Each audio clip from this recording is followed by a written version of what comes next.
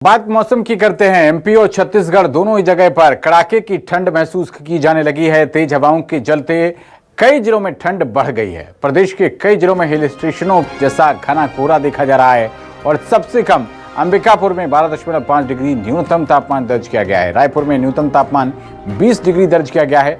उधर पेंड्रा रोड की बात करें तो 15.4 डिग्री तापमान पहुंच गया है। एमपी के भी कई जिलों में तापमान में गिरावट देखी जा रही है।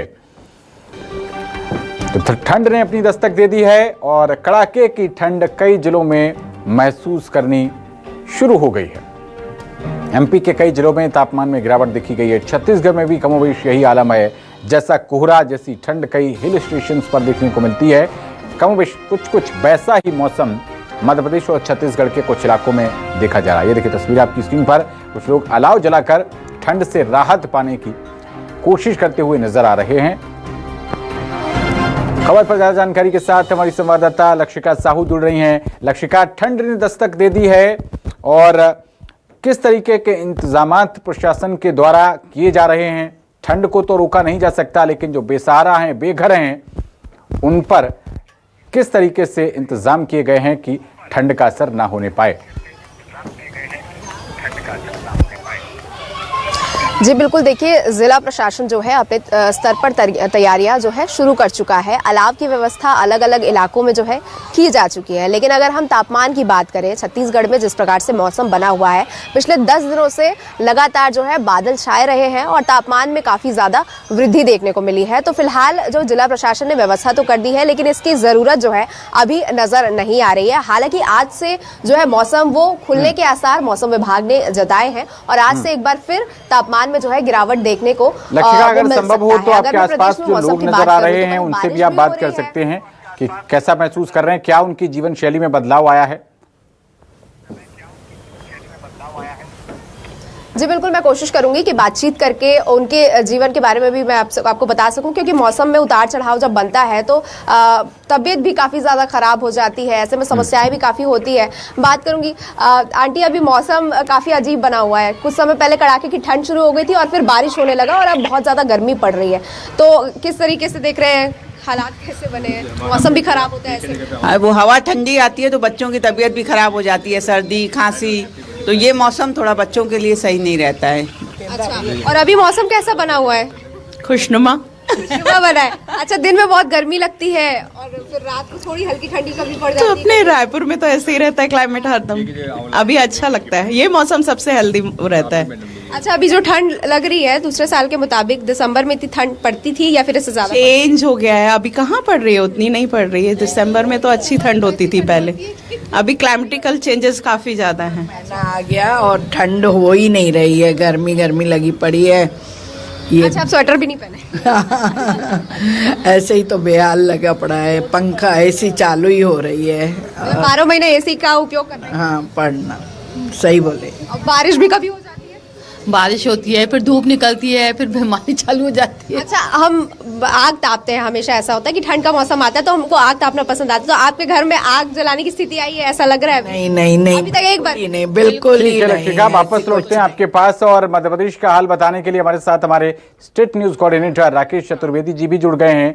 राकेश जी, बताइए भाई, किस तरीके के इंतजामात प्रशासन ने किए हैं कि बेघर बेसहाराओं को ये ठंड का प्रकोप ना झेलना पड़े? और बिल्कुल मध्य प्रदेश में बात करें तो लगातार शीतलहर जारी है, लेकिन अब जो चेतावनी है मौसम केंद्र की, शीतलहर मध्य प्रदेश के तमाम जिलों में शुरू होगी। और इस समय हम देख पा रहे हैं कि चहल पहल काफी ज्यादा है, आप मौसम देख ही पा रहे हैं। और भोपाल नगर निगम के अध्यक्ष किशन सूर्यवंशी हमारे साथ मौजूद हैं। सीधा सा सवाल है कि शीतलहर का अब दौर है, लेकिन भोपाल नगर निगम के आदेश हैं कि अलाव नहीं जलाया जाएगा। तो सवाल यह है कि गरीबों को फिर सर्दी से बचाव कैसे होगा? देखिए, ठंड से बचाव के लिए नगर निगम ने रेन बसेरे का इंतजाम कर रखा है और 11 रेन बसेरे भोपाल नगर निगम बहुत वेल मेंटेन संचालित कर रहा है, जहां पर ज़रूरतमंदों को ठंड में, बारिश में सुकून से रहने की सभी व्यवस्थाएं नगर निगम द्वारा किया गया। इतने इंतजाम है। देखिए हम देख पा रहे हैं कि अभी हम जिस जगह मौजूद हैं यहाँ शीतलहर जैसा एहसास हो रहा है, हालांकि शीतलहर शुरू नहीं हुई। इतने इंतजाम हैं कि भोपाल के जितने लोग हैं, जो ज़रूरतमंद लोग हैं, वहाँ पर रुक सकते हैं, इंतजाम है। निश्चित रूप से हमारे जो रेन बसेरे संचालित हो रहे हैं उसमें सभी प्रकार की सुविधाओं को हमने मुहैया कराया है, और उन सुविधाओं के आधार पर मैं दावे के साथ कह सकता हूं कि वहाँ पर ठंड किसी को नहीं राकेश जी, ये पूछ सकते हैं आप कि चूल्हों की जगह पर जो आग लकड़ी से चूल्हे जलते थे उनकी जगह पर इंडक्शन आ गया, तो क्या हीटर का इंतजाम किया जा सकता है? बिल्कुल, और नगर निगम अध्यक्ष से ही हम ये सवाल पूछते हैं, चूंकि अलाव आपने प्रतिबंध लगा दिया प्रदूषण को लेकर, लेकिन अब तो आधुनिक जमाना है, अब तो इलेक्ट्रिसिटी का जमाना है, इंडक्शन है अब तो ऐसे कुछ इंतजाम या नगर निगम सोच रहा है, कुछ पहल कर रहा है? निश्चित रूप से चूंकि IQ लेवल मेंटेन रहे, शहर की हवा भी शुद्ध रहे, इस दृष्टि से अभी फिलहाल हमने ये निर्णय किया कि अलाव जो जलते थे, जो प्रदूषण का भी एक कारण बन रहे थे, और IQ लेवल चूंकि बढ़ रहा था, तो उसको ध्यान में रखते हुए हमने अलाव बंद करने का अभी निर्णय लिया है, जो अभी कहीं भी शुरू नहीं हुए हैं। और अगर ऐसा लगेगा कि बहुत अधिक शीतलहर है और इससे बचाव के लिए और ज़रूरी कदम उठाने चाहिए, चाहे हमें इलेक्ट्रिक हीटर लगाने पड़े, ऐसी सार्वजनिक स्थानों पर भी लगाने पड़े, चाहे हमारे रेन बसेरों में तो बाकी व्यवस्थाएं है ही, जो ज़रूरी कदम है हम सब उठाएंगे। देखिए फिलहाल बात कही जा रही है कि जरूरी कदम उठाए जाएंगे, लेकिन हाँ, एक बार तो फैसला है नगर निगम का, चूंकि प्रदूषण का मामला है, तो पूरे भोपाल में खुद नगर निगम ये व्यवस्था करता था कि तमाम जो चौराहे हैं, तमाम ऐसे इलाके हैं जहां पर कि गरीबों को अलाव की आवश्यकता होती थी, नगर निगम वहां पर अलाव जलाता था, लकड़ियां खुद नगर निगम खरीदता था, और नगर निगम कर्मचारी की जिम्मेदारी होती थी कि शाम होते ही वहां पर अलाव जलाया जाए। लेकिन इस बार पूरी तरह से प्रतिबंध रहेगा। हालांकि नगर निगम अध्यक्ष बता रहे हैं जरूरत पड़ेगी तो इलेक्ट्रिक उपकरण है उनका उपयोग किया जाएगा। ठीक है, वापस लौटेंगे आपके पास। वापस लक्षिका का रुख करते हैं। छत्तीसगढ़ में अभी कोहरे की स्थिति तो ज्यादा नहीं देखी जा रही। लक्षिका, क्या इसको लेकर जो रेडियम की जो स्ट्रिप होती है वो कई जगहों पर चिपका दी जाती है, क्योंकि ऐसे में वाहन दुर्घटनाओं की संख्या बहुत ज्यादा बढ़ जाती है, इससे कैसे टैकल करेगा प्रशासन? लक्षिका,